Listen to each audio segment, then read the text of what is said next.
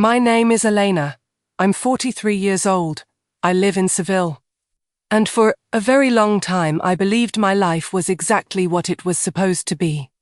A beautiful home in the Triana neighborhood, right beside the Guadalquivir River. To children I loved, more than anything in the world. A husband of 16 years, Marcos, whom I had met when we were both still young, when we both still had big dreams and the future felt like a golden promise. Because the truth is that somewhere between the diapers, the monthly bills, the forgotten dinners, and the embraces that grew rarer with each passing year, that promise was quietly coming undone, and I didn't notice. Or I didn't want to. Looking back now, I can see with a clarity that was once impossible for me. I had disappeared inside my own marriage. Not all at once, not through some great crisis or dramatic moment. I vanished gradually, the way the paint on a picture fades in the sun, slowly, almost imperceptibly, until one day someone looks and realizes the colors are no longer what they used to be. I was Elena, the wife, Elena, the mother. Elena, who scheduled the children's doctor appointments, who remembered her mother-in-law's birthday, who cooked Sunday dinner and still found time to work part-time at a small decor shop near the house.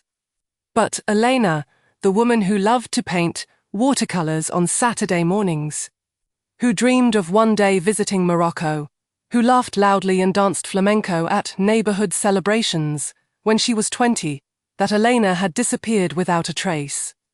Marcos saw Emma but he didn't truly to me, and for a long time, I thought that was just how marriage worked after years together. I thought that feeling of invisibility was normal. That mature love was exactly this: coexistence, commitment, routine. I was wrong. It was an ordinary Tuesday in November. The children were at school. I had come home early from work because of a headache that refused to go away. I remember the cold that was beginning to settle over Seville that autumn, the leaves of the orange trees on the pavement, the smell of coffee that still lingered in the kitchen from the morning. I sat on the sofa with a cup of tea and picked up Marcus's phone. His was charging right beside me, and mine had run out of battery. I only wanted to check the time. And then the message appeared on the screen. I didn't need to read more than 3 lines to understand everything. Her name was Sophia Letters, 28 years old. A work colleague I had met only once, at a company party, who had struck me as a little too friendly to be entirely innocent, but whom I, with my eternal good faith, had dismissed as my own paranoia. It wasn't paranoia. The message spoke of weekends spent together, of how she made him feel alive again, of plans, of our future. Of a future. I remember the cup slipping from my hand. I remember the sound it made on the floor. I remember staring at the liquid spreading across the tile as though it were the most fascinating thing in the world. Because my brain simply refused, in that first moment, to process what my eyes had just seen. When Marcos came home that night, I already knew everything. The conversation was short. Far shorter than 16 years deserved. He didn't deny it. He didn't even try.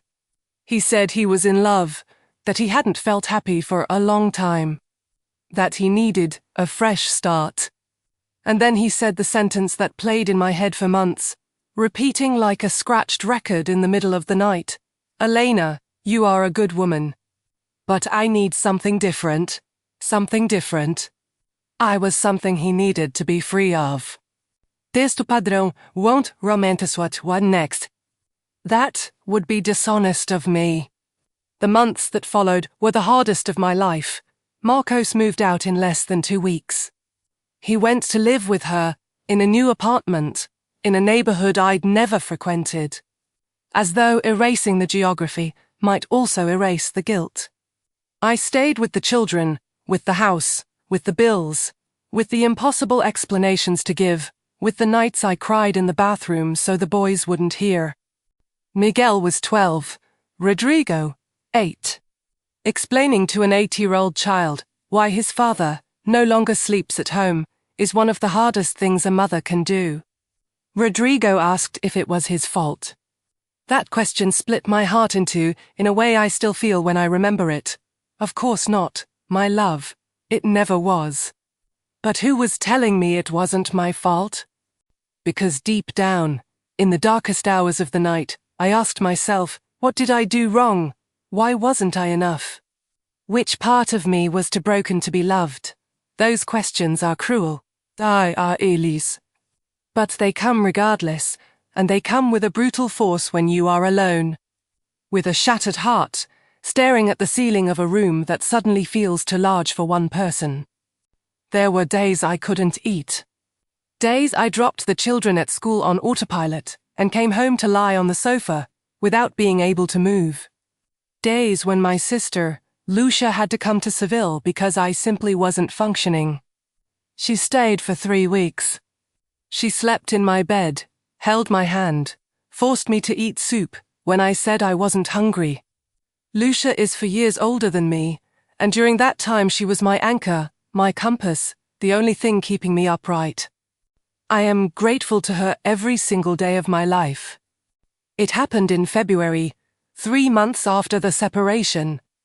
I was in the kitchen on a Friday night, after putting the boys to bed. I had a glass of wine in my hand that I had forgotten to drink. The house was silent. And then, with no apparent reason, I began to cry. Not the restrained crying I had been doing in the bathroom so as not to frighten the children. Real crying.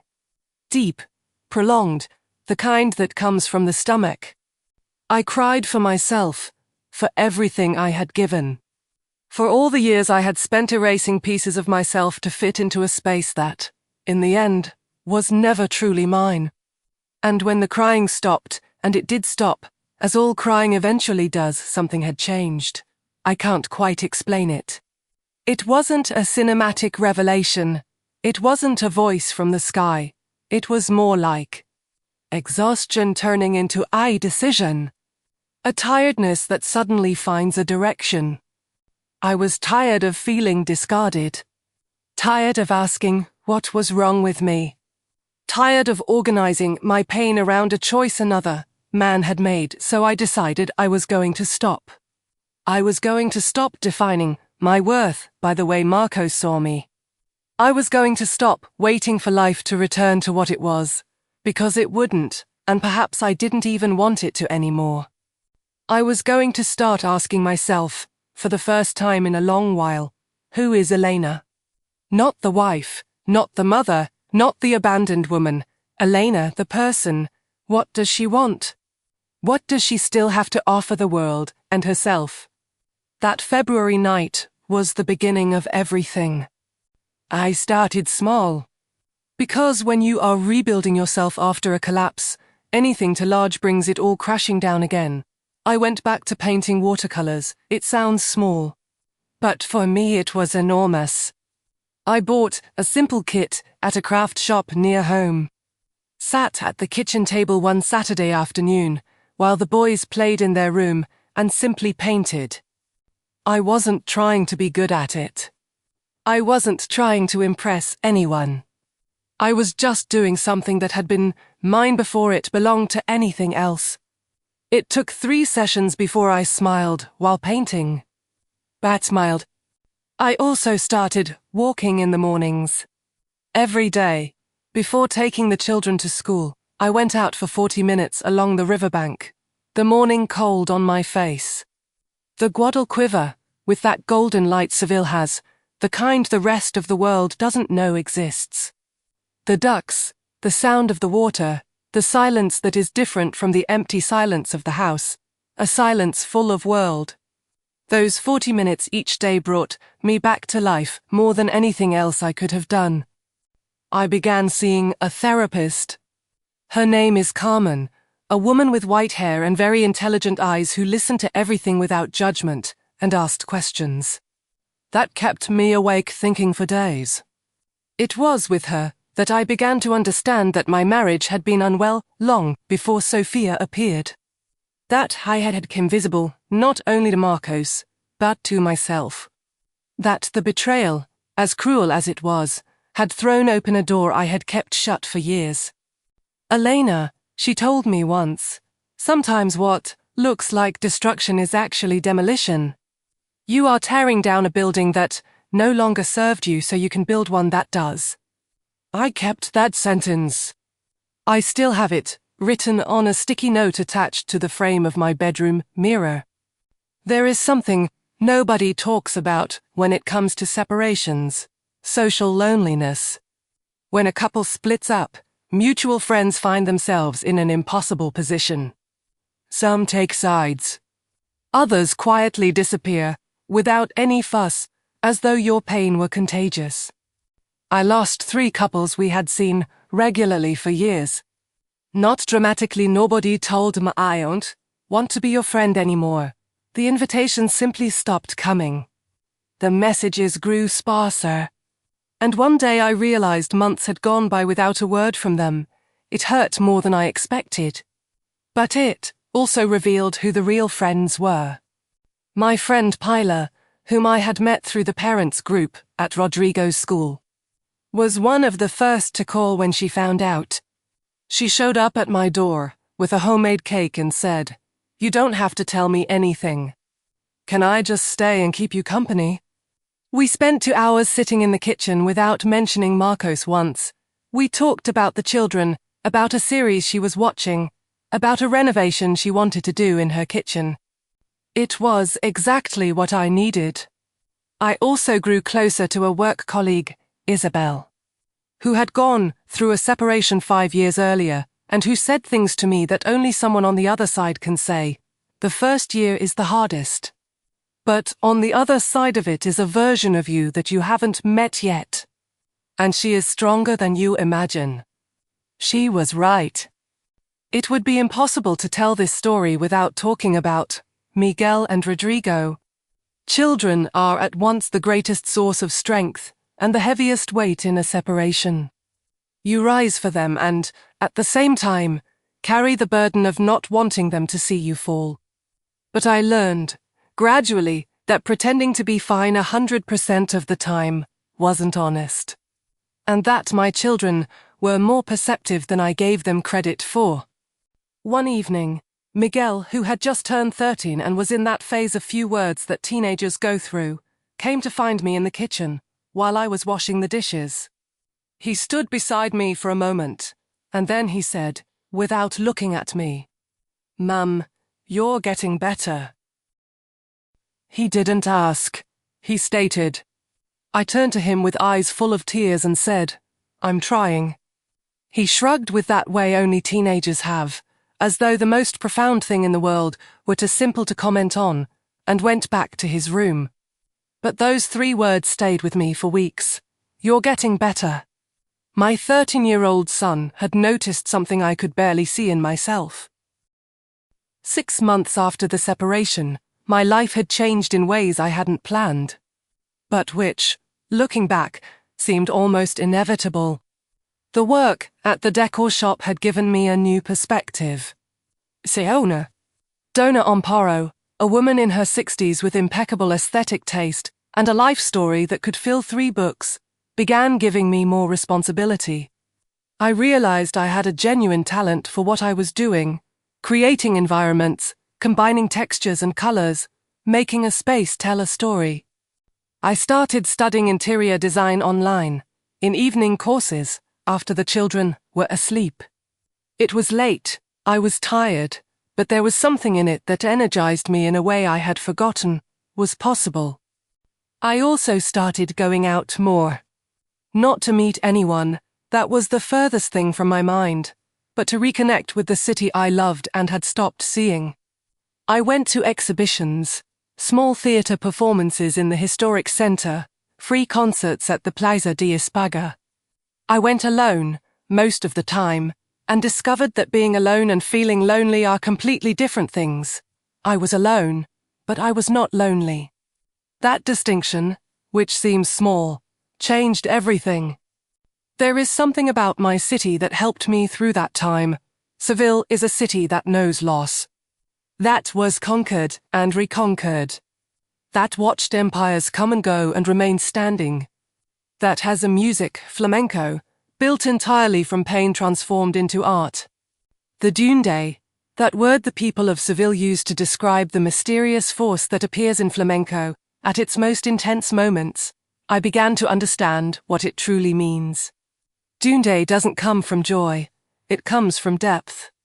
It comes from having crossed through something dark and carried it in the voice, in the hands, in the movement. I went to a flamenco tablao with Pilar on an April night. The dancer was around 40 years old, not young in the way the world typically values youth. And when she began to dance, the entire room fell silent.